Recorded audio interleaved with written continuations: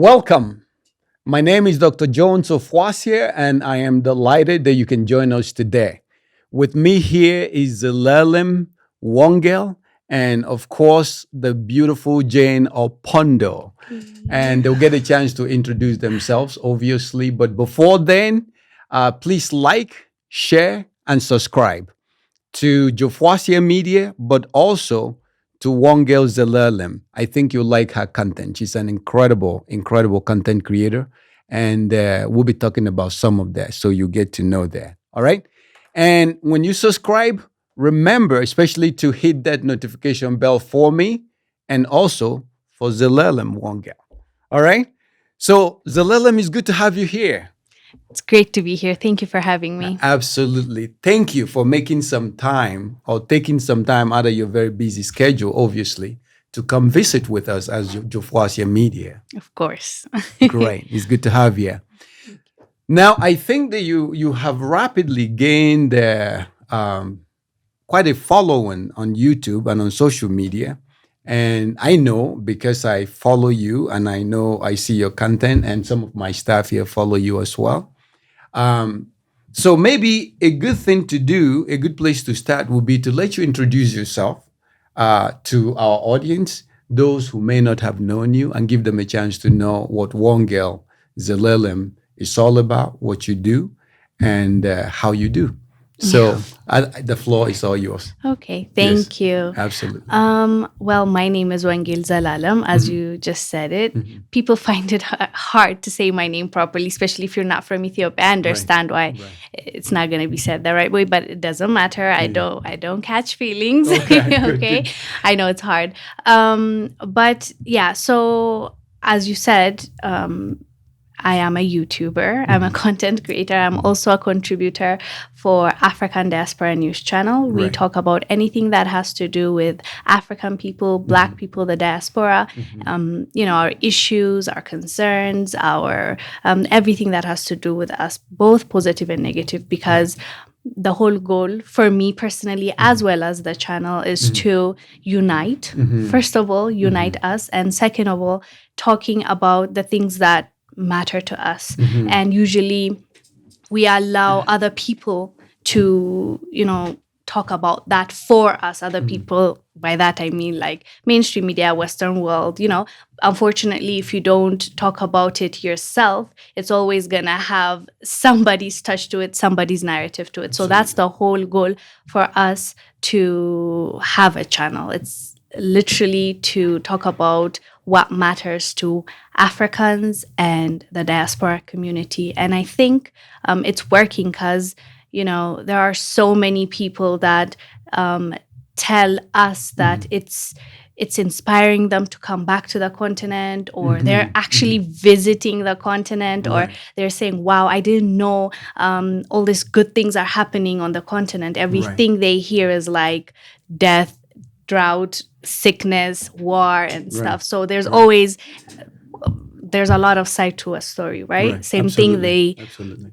Like in the US, they won't show you the ghetto a lot, right? Or like the homeless issue that they have. They always try to portray the good, right? So why can't we also show every dimension that Africa has to offer? So that's oh my God, I feel like I talked a lot. No, that's okay. It's totally okay. That's why you're here. Absolutely. Yes. So Yes. that is the reason as to why I have the channel. Right. Thank you. And the first time I saw you, Wongel, I thought to myself, I think I was in Washington, D.C. the first time I saw you. I thought to myself, I like what she's doing. Because even the way the stage is set and you just sitting there and just talking about whatever you were talking about reflected well on you, but not just you, it reflected well on the continent of Africa as well. So you're doing a good job. I'm sure you've heard that before, But if it means anything to you, you're doing really good. And I Thank you appreciate so what much. you're doing. Thank you so much. Yeah. And we'll have more to talk about what Zelalem does. And that's why we're here, obviously. But let me give a chance to Jane to say something, to tell people who she is. Although I think everybody knows you by Yeah, now. I think by now, if you guys have been following, you already know Jana Pondo, host with the most, That's right. journalist, fashion designer, singer, and just a multi-potentialite in the creative industry. Super excited and happy to have Zelalem in our studio today. Had been following her from Jones. Jones happened to mention you some time back. We were talking about a possible news broadcast show. And it's just incredible how the universe has brought us together from random conversation to you guys bumping into each other. And now you're sitting right across us. So, and it's just amazing because I think we're working or leading along the same lines because what we do here at Jofuasia Media is trying to retell or like change the narrative of the African story, and just like what you're doing, and it's incredible that we're all like on the same page. So happy to have you here, and I can't wait to get to know a little bit more about you. I'm sure everybody knows that you already are a YouTube sensation, but there's and gorgeous, of course, guys. Can you look She's at her? Ethiopian. Yeah. She's a Habesha. Yeah. So I'm just looking forward and can't wait to get to know all about you. Same. Yeah. Yeah, no, that's exactly true. When I met her at the cocktail that we attended, Yes. I thought to myself, Zelalem, and she's like her, and we talked and we had many connections, and not just because of our YouTube, but I used to teach at a university in Ethiopia and left just when COVID hit. And then when I traveled, and now I'm back here.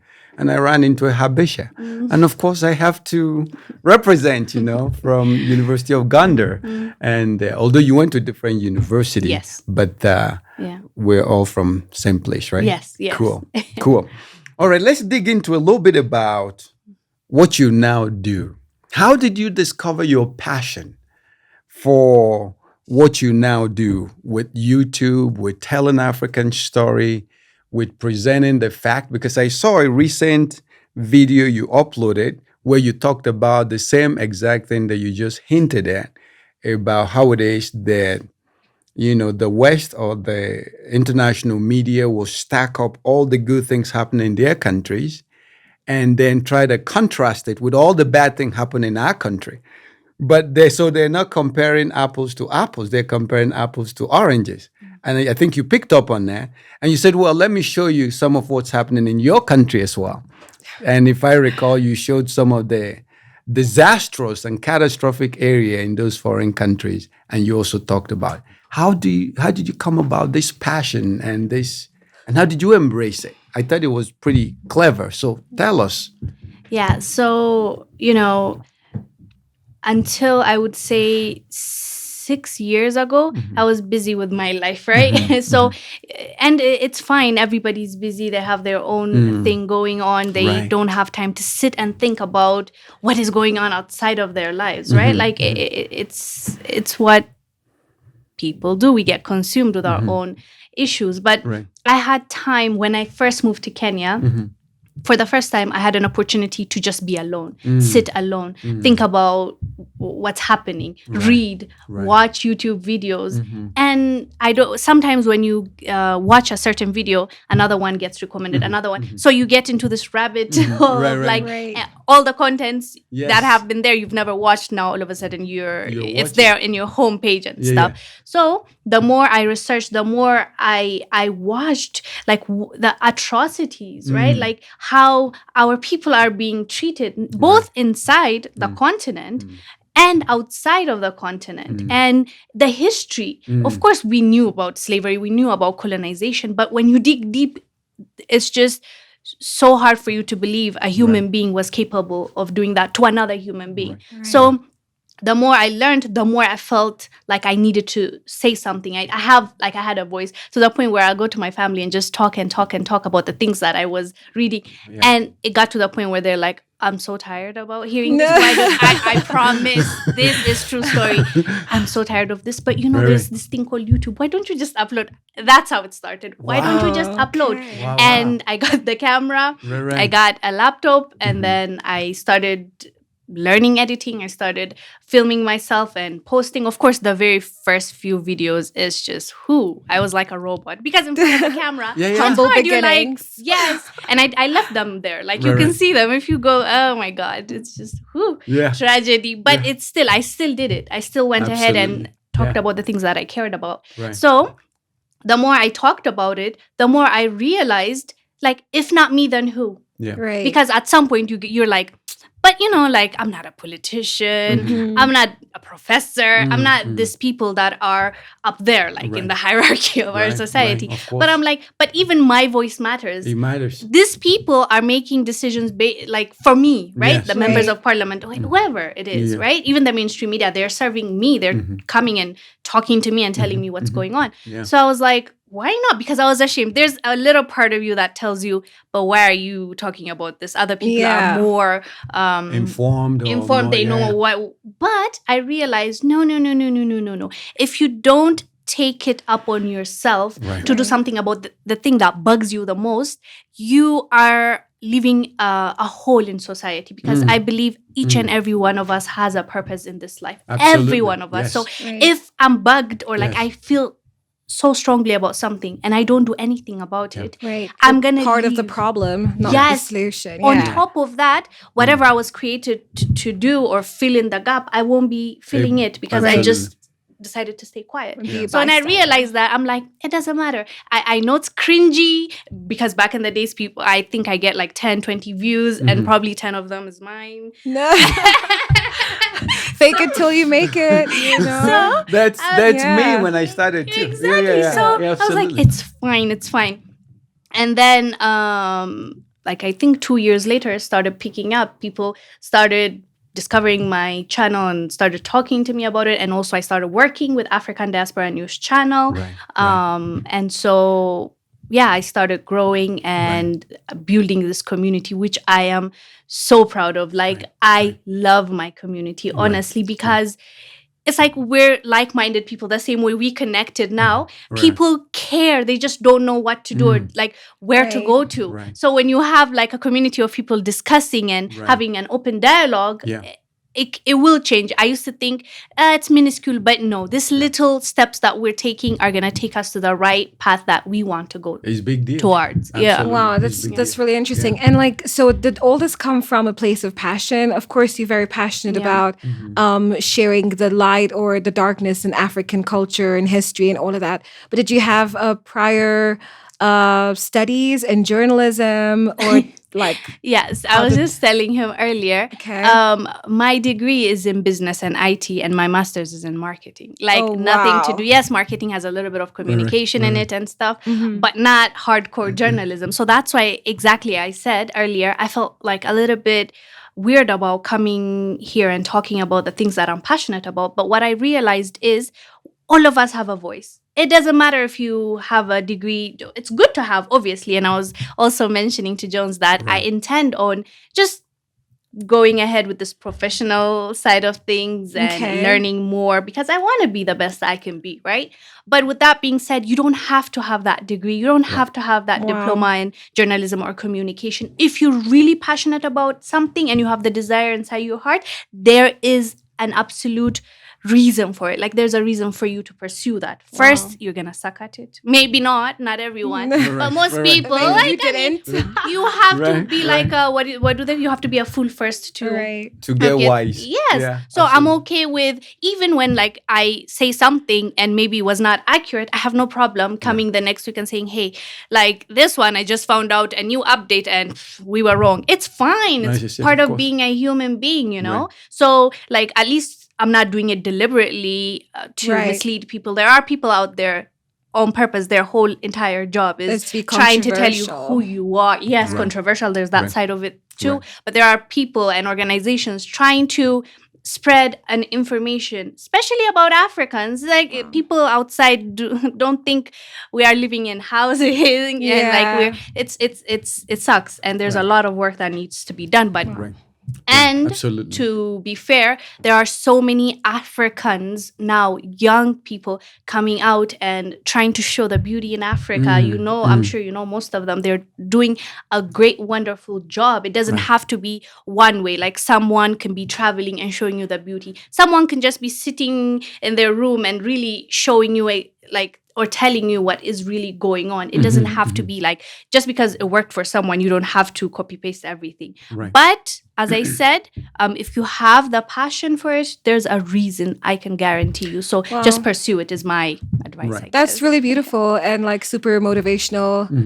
You are the definition of self-made. I want to thank me. No, by the way, I love that. And it's funny with, I think Snoop Dogg. Yeah. Right. Yeah. But I don't believe no one in this world is self-made. Right. Like truly and purely. I get it. There's the type of Kylie Jenners of the world Yeah, who yeah. are self-made, but come on. Yeah. Right. But I'm saying even the ones that came out of the, let's say, like not coming from a privileged background, even you, there's a mom that put course. something in you. There's a neighbor Yeah. that you saw. I don't There may totally. even be haters who motivated you to do better. There may Yes, be, exactly. you know. Yes, somebody instilled something in you, Absolutely. even if they're not trying to. They're trying to put you Absolutely. down. You're right. In a way, they motivate They you. So motivated you to do I better. don't claim the Absolutely. self-made. Yeah. Absolutely. No.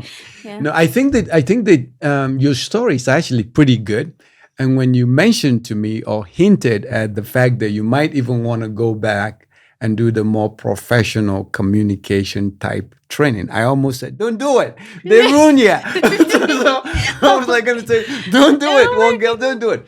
But I do understand sometimes we feel this sense of inadequacy. And that's also part of what it means to be human. We find ourselves in a particular place and we go, maybe we question our competence. We question, are we really the right people like you were talking about? But I have to tell you, even though I taught communication, I look at your content today, maybe not when you started, but today, and I'm thinking to myself, yeah, she is solving some problem right there. She is speaking into real solution and she's providing legitimate content for people to become more aware, become more informed. And I like what you do. Now, that doesn't mean you shouldn't go if you want to, but as far as I'm concerned, I think that you do what you do well. And obviously, there will be haters, there will be detractors, there will be people to criticize, not necessarily constructively. And that's also part of what it means to be human. Sometimes those people are speaking more about themselves rather than about you. So take whatever they say with a grain of salt. Because I can tell you, as one who has evaluated many students studying to be journalist or strategic communication major or political communication major, you do very well. You do very well. Thank you very And much. I say that from Thank you very bottom of much. your heart. yeah, mio corazón. No, thank you so much. So you do good. Good. Thank you. Yeah, I mean, it's really, really impressive how you're able to teach yourself these journalistic skills and just get yourself to come in front of the camera and do what you had to do. I mean, for young people out there, a lot of people say there are no job opportunities. Maybe they don't have enough money to put themselves through school. But right now with the internet, really there are no longer any more excuses as to why you can't do a certain thing, why you can't learn a certain skill. So I'm hoping that whoever is watching, like whatever skills it is that you have, if you can't afford to take a class or you just, whatever struggles you're going through, there are people who have solved them on the internet. So just read, go research, and do whatever Wongel has demonstrated. She has. And Definitely. definitely she's doing amazing stuff in this industry and society. I like that. Thank you. And here's something else I wanted to say to you, Wongel. Right? So this is actually what it means to be a leader, right? From the objective perspective. A leader sees a problem, analyzes the problem, studies the problem, and then comes up with a solution. You say you came here to Kenya from Ethiopia. You sat back and you consumed media and you saw the deficiencies in conventional media and perhaps international media, and the deficits and the gap and the issues, and you stood on this, you wrestled with it, and finally decided, I got to say something, I got to do something. This is what leadership is all about. It's about identifying a problem, studying it for a while, and then it becomes almost like a burden that consumes you, which was why you were talking to your mom and everybody that will listen until they got blue in their faces. But what was going on here is you're finding your passion. You have a burden now. You want to say something. And that's perhaps why when you speak, it's pretty compelling, right? And that part of that passion is what a lot in the mainstream media don't have. And so you bring something different, something unique from your own perspective as a leader.